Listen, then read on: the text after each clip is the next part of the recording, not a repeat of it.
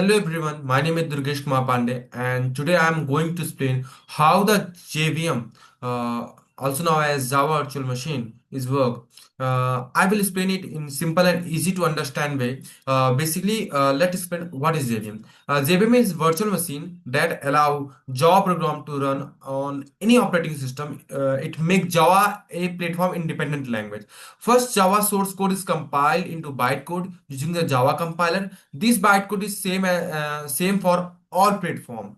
When we run the program, the JVM load the class using the class loader. Then the bytecode is verified for security and correctness. JVM also manage memory using different area like heap and stack. The execution engine execute the bytecode using interpreter and JIT compiler.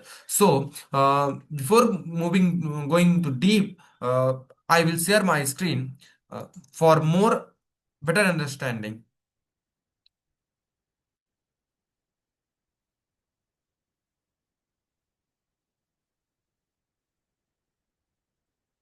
Okay. JVM. The term JVM stand for Java Virtual Machine.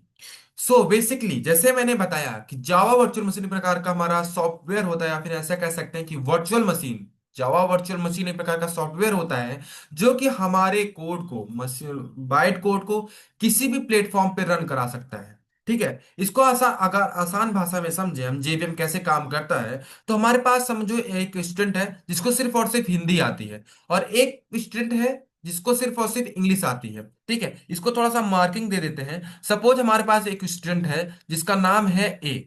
ठीक है, ए ए वाले student को सिर्फ और सिर्फ हिंदी आती है, और हमारे पास एक स्टूडेंट है बी जिसको सिर्फ और सिर्फ इंग्लिश आती है। ठीक है, वो हिंदी वाला स्टूडेंट को इंग्लिश बिल्कुल नहीं आती, और स्टूडेंट बी को यानी कि इसको हिंदी बिल्कुल भी नहीं आती। ठीक है, अगर ये दोनों कम्युनिकेट करते हैं आपस में, यानी कि अगर ये दोनों आपस में कम्युनिकेट करेंगे, ठीक है, तो अगर ये आपस में कम्युनिकेट करते हैं तो इनके कम्युनिकेशन, यहाँ पे जो कम्युनिकेशन प्रोसेस होता है वो नहीं हो पा रहा है। ठीक है, यानी कि ये जो हमारा हिंदी वाला है इसको इंग्लिश नहीं समझ पा रहा है, और इंग्लिश वाला हिंदी नहीं समझ पा रहा है। यहाँ पे इनकी कम्युनिकेशन प्रोसेस नहीं हो पा रही।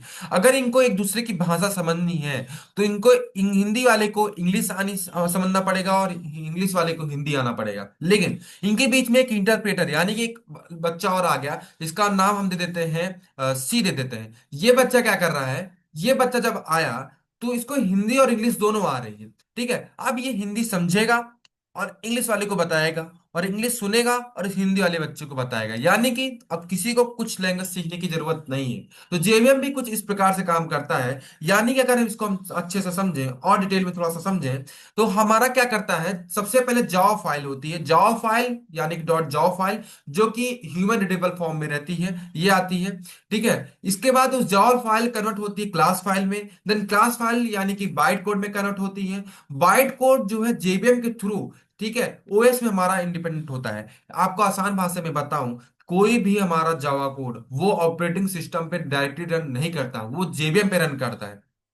ठीक है, इसको आसान भाषा में समझे, डॉट जावा, ये डॉट जावा मतलब ह्यूमन रीडेबल फॉर्म। ठीक है, ये डॉट जावा जो हमारा ह्यूमन रीडेबल फॉर्म होता है। डॉट क्लास फाइल यानी कि बाइट कोड में या फिर इंटरमीडिएट कोड में कन्वर्ट करना। ठीक है, उसके बाद यानी कह सकते हैं जेबीएम जो है बाइट कोड को मशीन कोड में ट्रांसफर करता है, और फिर हमारा जो है मशीन कोड यानी कि हमारा सिस्टम इसको अंडरस्टैंड करता है और उसको हमको रिटर्न करता है। ठीक है, हम ऐसा कह सकते हैं कि जेबीएम क्यों जरूरी है, ऐसा अगर हम कहें तो अगर जेबीएम ना हो तो, यानी कि अगर जेबीएम हमारे पास ना हो, हर ऑपरेटिंग सिस्टम के लिए अलग अलग जावा कोड हमको लिखना पड़ेगा।